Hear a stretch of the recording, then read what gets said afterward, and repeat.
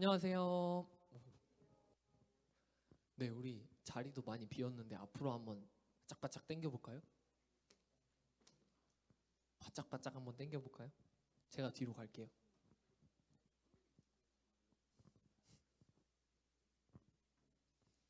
네, 앞으로 나와주세요. 뭐 맨 앞자리에 뭐 누가 있어?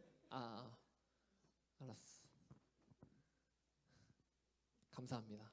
앞으로 채워주셔서 감사합니다.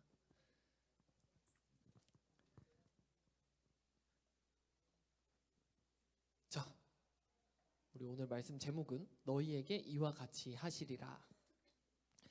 먼저 말씀 같이 읽어볼까요? 마태복음 18장 21절에서 35절이거든요. 같이 찾아보겠습니다. 마태복음 18장 21절에서 35절.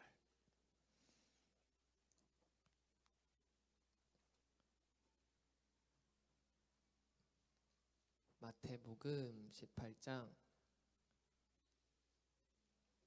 21절에서 35절.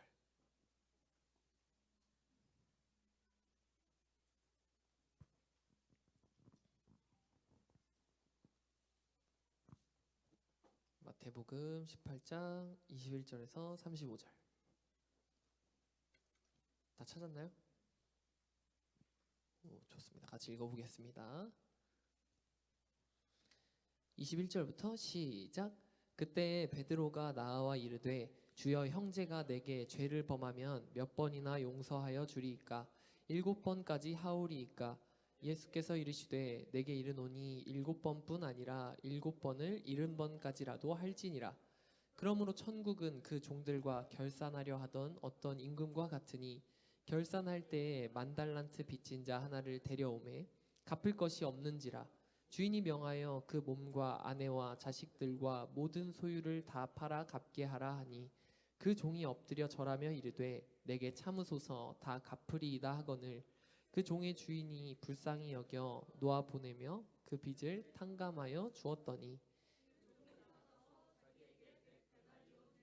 동료 한 사람을 만나 붙들어 목을 잡고 이르되 빚을 갚으라 하매, 그 동료가 엎드려 간구하여 이르되 나에게 참아 주소서, 갚으리이다 하되 허락하지 아니하고, 이에 가서 그가 빚을 갚도록 옥에 가두었거늘, 그 동료들이 그것을 보고 몹시 딱하게 여겨 주인에게 가서 그 일을 다 알리니, 이에 주인이 그를 불러다가 말하되 악한 종아, 내가 빌기에 내가 내 빚을 전부 탕감하여 주었거늘, 내가 너를 불쌍히 여김과 같이 너도 내 동료를 불쌍히 여김이 마땅하지 아니하냐 하고, 주인이 노하여 그 빚을 다 갚도록 그를 옥졸들에게 넘기니라. 너희가 각각 마음으로부터 형제를 용서하지 아니하면 나의 하늘 아버지께서도 너희에게 이와 같이 하시리라. 아멘.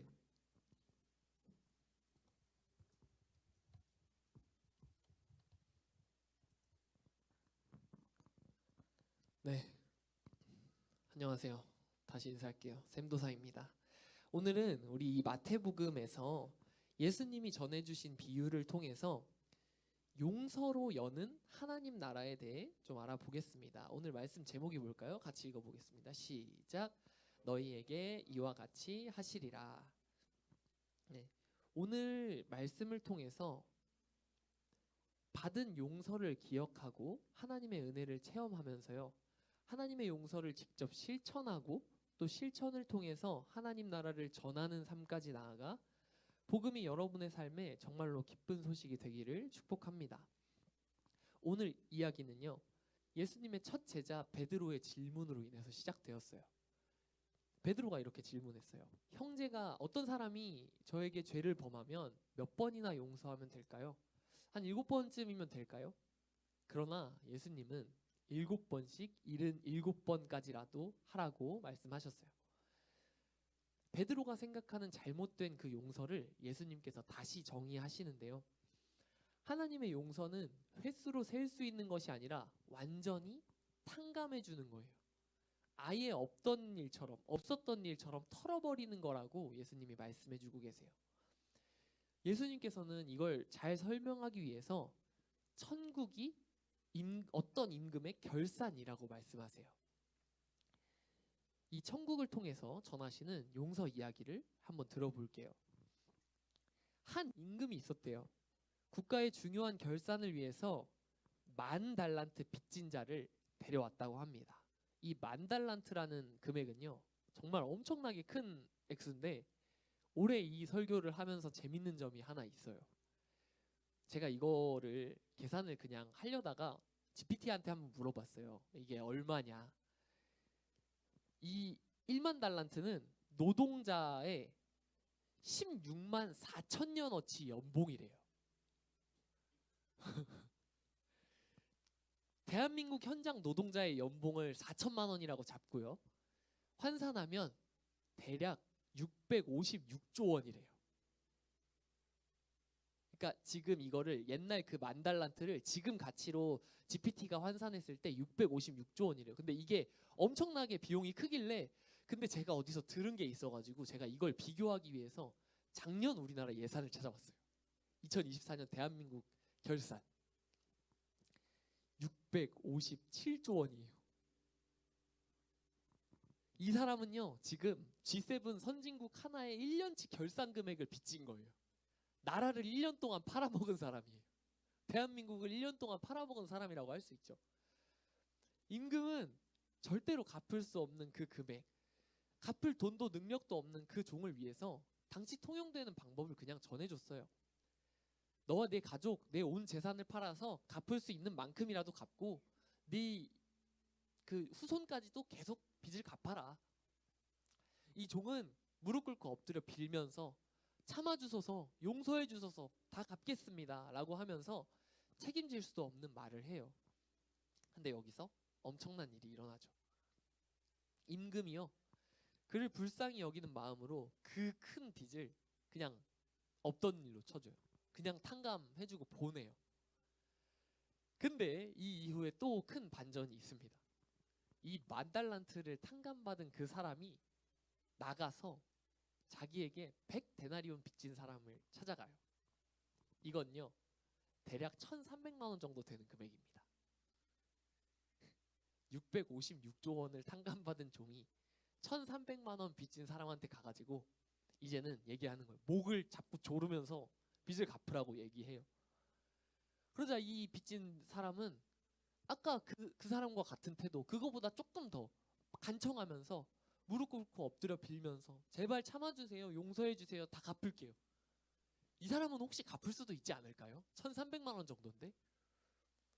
근데 이 10,000달란트 탕감받은 사람이 이걸 거절하고 그가 빚을 갚도록 감옥에 가두어 버렸대요. 자신이 받았던 그 큰 은혜는 모두 잊어버리고 자신과 똑같은 처지의 빚진 자를, 그리고 정말 비교도 안 되는 금액을 빚진 자를 이렇게 대우한 거예요. 그래서 이 장면을 본 다른 동료들이 이 상황을 너무 안타깝게 바라보면서 임금님한테 가서 이야기를 전했어요. 그러자 임금님이 이 10,000달란트 탕감받은 사람을 다시 불러서 말했습니다. 33절이에요. 같이 읽어볼까요? 시작. 내가 너를 불쌍히 여김과 같이 너도 내 동료를 불쌍히 여김이 마땅하지 아니하냐 하고, 그리고 화를 내면서 이제 그가 빚을 갚을 때까지 감옥에서 그냥 감옥에 있는 게 아니라 이제는 고문받으면서 이제 노동을 하게 했습니다. 예수님께서 이 비유 이야기를 35절로 결론 내셨어요. 한번 같이 읽어볼까요? 시작. 너희가 각각 마음으로부터 형제를 용서하지 아니하면 나의 하늘 아버지께서도 너희에게 이와 같이 하시리라. 아멘. 제가 이 말씀에 있는 이 조건성이 너무 강해서 혹시 다른 뜻이 있는지 여러 번역을 찾아봤어요.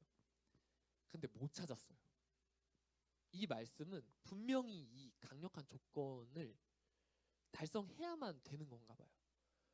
오늘 예수님께서는 이 용서받은 종 이야기를 통해서, 이 악한 종 비유를 통해서 우리에게 분명히 말씀하세요. 22절 말씀을 통해서 용서란 무엇인지, 용서는 완전히 털어버리는 거라고 말씀하고 계세요. 그리고 23절 말씀을 통해서 천국은 완전히 탕감하는 그 임금의 은혜다라고 이야기해주고 계세요. 그리고 마지막 35절을 통해서 천국 시민은 하나님과 같은 용서로 천국을 누린다라고 전해주고 계십니다. 이렇게 비유를 통해서 전해지는 이 말씀에서 오늘 저한테, 그리고 우리에게 다가오는 핵심은 아래와 같아요. 임금님이 용서한 그 큰 비용은 이것을 보여줍니다. 용서는 하나님 나라만큼 가치가 있다는 거예요. 그리고 임금과 종의 관계를 통해서 우리에게 보여주는 것. 용서 이후를 책임질 수 있는 능력은 하나님께만 있어요. 그리고 같은 상황에서 임금과 종의 그 태도 차이. 우리는 그 임금님처럼 절대로 용서할 수 없는 사람이에요. 용서는 하나님 나라를 얻을 수 있을 만큼 가치가 있고요. 그리고 용서 이후에 일어날 일에 대한 책임은 하나님께 있어요. 완전한 용서는 하나님만 하실 수 있고 사실 우리에게는 불가능한 일이라는 거예요. 그러면 불가능한 거 안 하면 우리도 하나님한테 용서를 못 받는다는데 어떻게 용서로 하나님의 나라를 열어갈 수 있는 걸까요? 바로 예수님을 통해서 그렇게 될 수 있는 거예요. 복음을 통해서 그렇게 될 수 있다는 거예요. 제가 요즘에 이 얘기를 자꾸 하는 것 같은데 제가 굉장히 좋아하는 말 중에 이런 말이 있어요. 지는 게 이기는 것이다. 이게 참 쉽지 않습니다. 우리 예수님께서 이런 모습을 보여주셨어요. 예수님은 이 땅에 오신 하나님이세요. 근데 그분의 말씀으로 지어진 우리가 오직 유일한 선이신 하나님과 멀어져가는 그 모습을 보면서 그렇게 우리가 깊은 죄에 빠져가는 모습을 보시면서 매우 안타까워하시고 그래서 결단하셨어요. 아무런 죄가 없는 예수님이 우리의 죄를 없애주시기 위해서 자기 목숨을 내놓으셨어요. 근데 그냥 내놓으신 게 아니라 온갖 고통과 수모와 수치를 당하셨어요. 가까운 제자가 예수님을 배신했고요. 수제자라는 사람이 예수님을 모른다고 도망쳤고요. 잊지도 않은 죄를 다 뒤집어쓰고 뺨을 맞으시고 침을 맞으시고 조롱받고 채찍에 맞고 커다란 십자가 나무를 질질 끌고 언덕에 올라가서 그 가장 수치스러운 형틀에 가장 큰 고통이 있는 그 형틀에 달려서 또 그리고 옆구리에 창에 찔려서 죽으셨어요. 그렇게 십자가에 달리신 예수님은 완전히 패배한 것 같은 모습이었어요. 기적을 일으키고 하나님 나라를 선포하던 예수님, 내가 하나님의 아들이라고 너희를 구원할 메시아라고 이야기하시던 그 예수님이요. 당시 자기 자리를 지키고자 하나님을 밀어냈던 그 종교 지도자들의 시샘과 또 거짓 증언으로 그렇게 십자가에 달려서 돌아가셨으니까 예수님이 진 것 같았어요. 근데 예수님은요, 부활하셨습니다.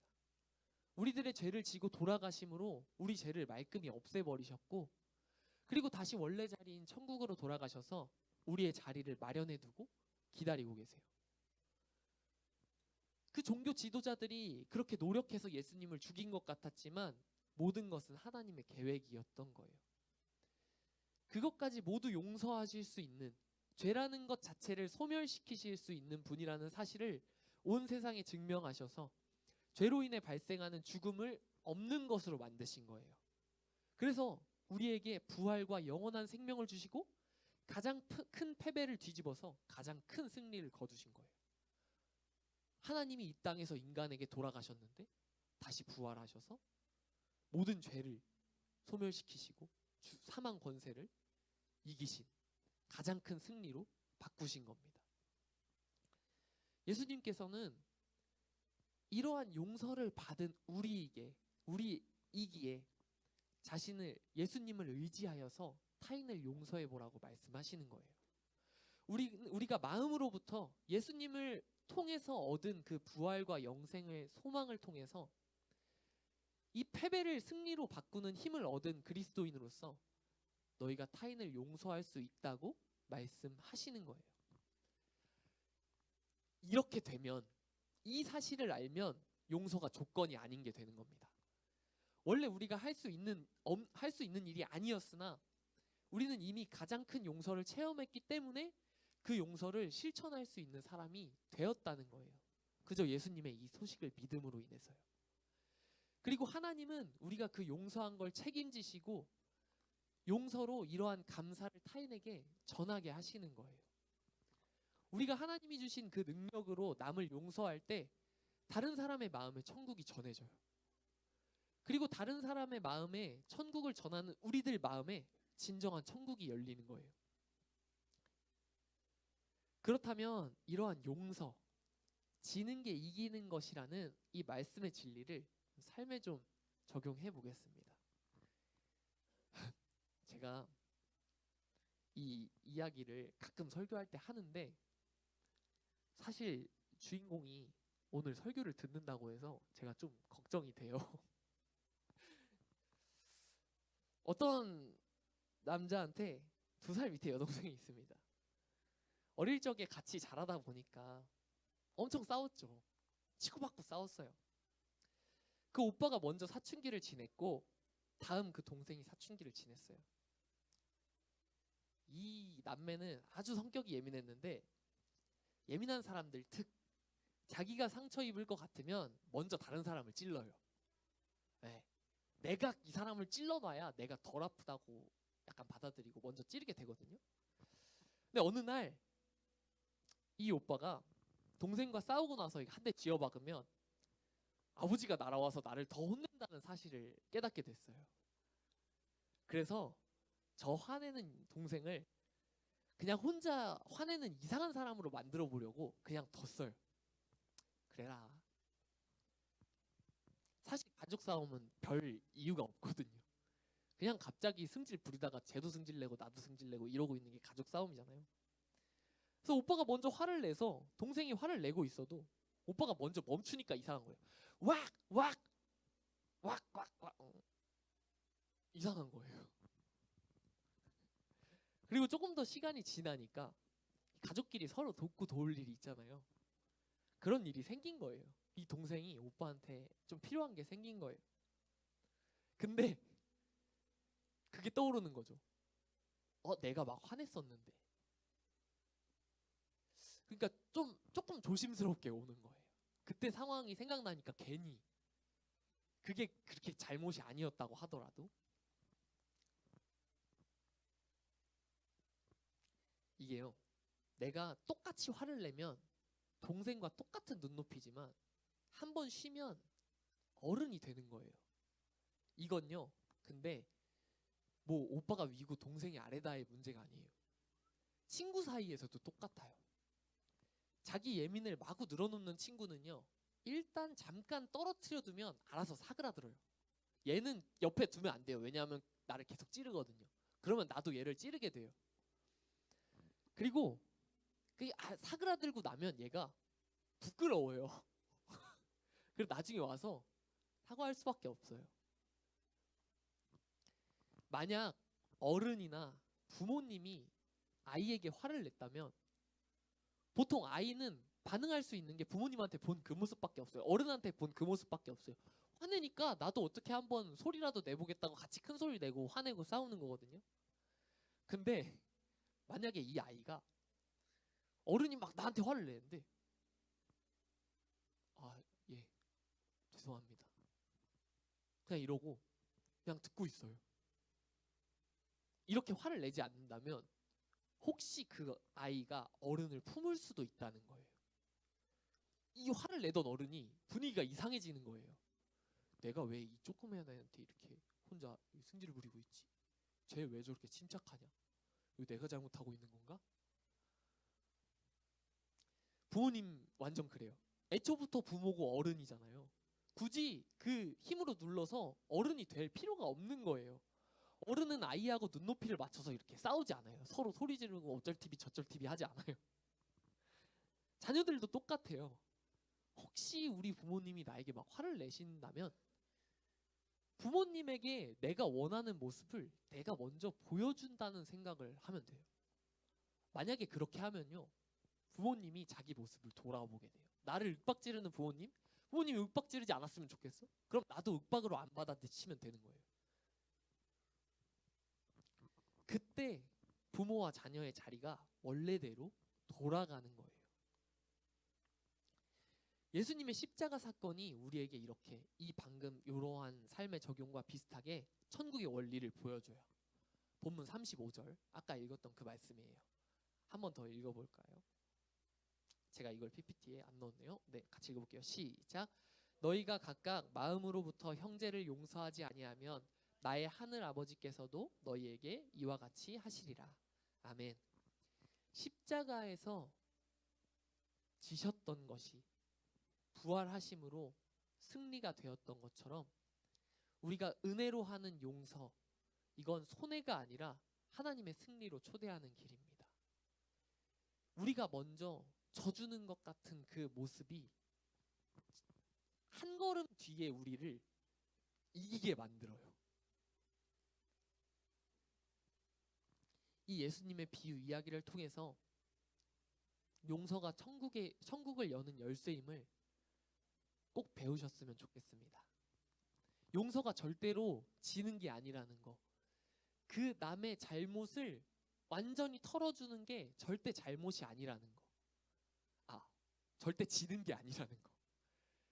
그리고 그렇게 할 때 정말 하나님께서 하신 용서가 우리 안에 있고, 그리고 그것을 통해서 사실 우리가 진짜 이기게 된다는 거, 내가 훨씬 더 편안해진다는 거, 그걸 꼭 기억하셨으면 좋겠습니다. 이렇게 받은 용서를 통해서 하나님의 은혜를 체험하고 또 하나님의 용서를 직접 실천하게 되셔서 용서라는 그 쉬운 일로 타인에게 하나님 나라를 전하는 삶까지 나아가서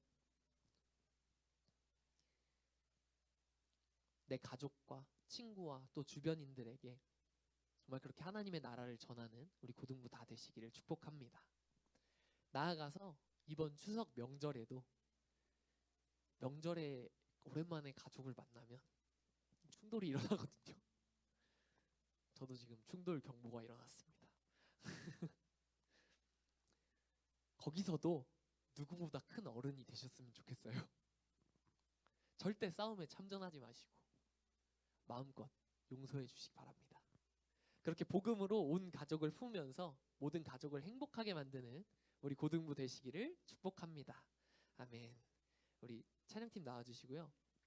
오늘은 옛날부터 아마 좀 들어봤을 수 있는데 찬송가 305장 찬양을 한번 같이 해보려고 해요. 나 같은 죄인 살리신이라는 찬양이거든요. 이 찬양하면서 우리를 먼저 용서하신 그 예수님의 은혜를 다시 생각해보고 감사하며 기도로 나아갔으면 좋겠습니다. 찬양하고 하나님의 은혜를 깨닫고 용서를 실천하면서 하나님 나라를 전하는 삶까지 나아갈 수 있게 해달라고, 그렇게 살겠다고 함께 다짐하며 나아가겠습니다.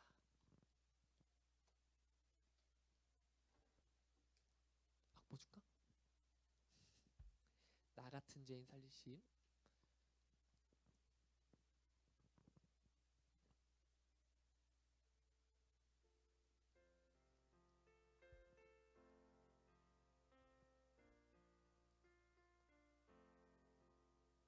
먼저는 우리를 용서하신 하나님의 은혜를 깨닫는 시간이 되었으면 좋겠습니다. 나 같은 죄인 살리신.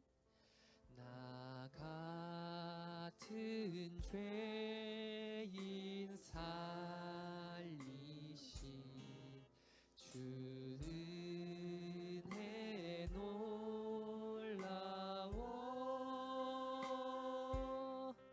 잃었던 생명 찾았고 광명을 얻었네. 큰 죄악에서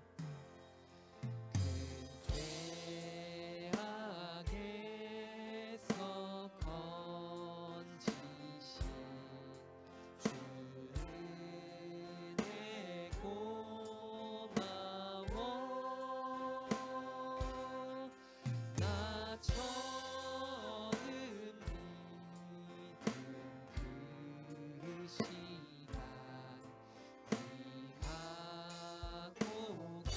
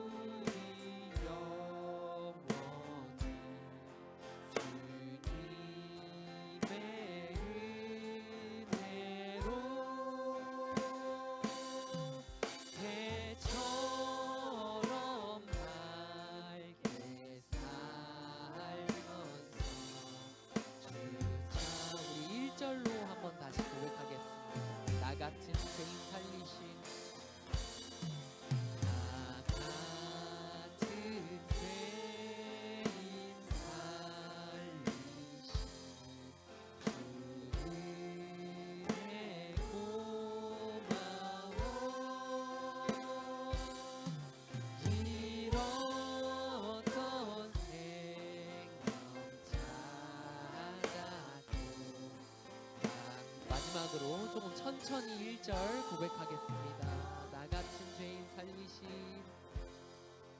나 같은 죄인 살리신 주 은혜 골라워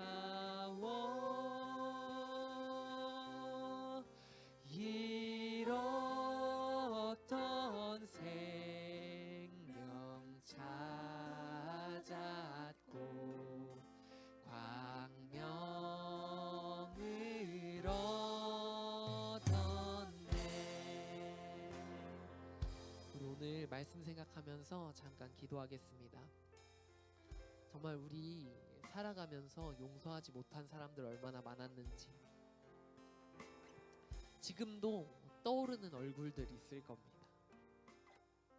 그 사람 얼굴만, 그 사람 이름만 생각해도 마음이 부글부글 끓고 정말 평소에 안 하던 욕이 막 떠오르고 머리가 쭈뼛쭈뼛 서는 것 같고 또 그렇게 억울한 상황들, 그런 것들 떠오를 겁니다. 근데 여러분 안심하세요. 그래도 괜찮아요. 하나님, 예수님이요 오늘 비유를 통해서 우리에게 말씀하세요. 원래 너희가 할 수 없는 일이야. 근데 또 이어지는 예수님의 말씀은 내가 너희들에게 그 모습을 보여주었기에, 내가 너희들이 그것 할 수 있는 능력 주었기에 이제 감당할 수 있어. 너희도 이제 용서할 수 있어. 나처럼 용서할 수 있어. 그 뒷일은 내가 책임질게. 너희가 용서하고 손해보는 것 같아도 절대로 손해보지 않게 해줄게.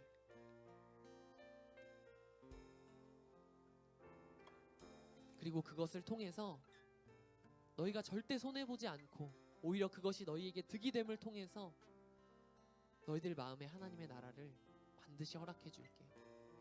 그리고 너희들 그 용서함을 통해서 다른 사람들에게도 하나님 나라 전할 수 있는 사람 되게 해줄게 라고 우리에게 말씀하고 계세요. 정말 그것을 생각하면서 오늘 예수님께서 우리에게 전해주신 이 말씀을 생각하면서 정말 예수님의 마음으로 용서할 수 있게 해달라고 7번만이 아니라 7번씩 77번만이 아니라 몇 번을 나에게 잘못하든지 정말 아주 없던 일로 털어버릴 수 있는 그런 넓은 마음 달라고, 그런 예수님 같은 용서하게 해달라고, 그리고 오늘부터 하겠다고 결단하면서 나아갔으면 좋겠습니다. 우리 주여 주여 주여 3번 이렇게 부르짖고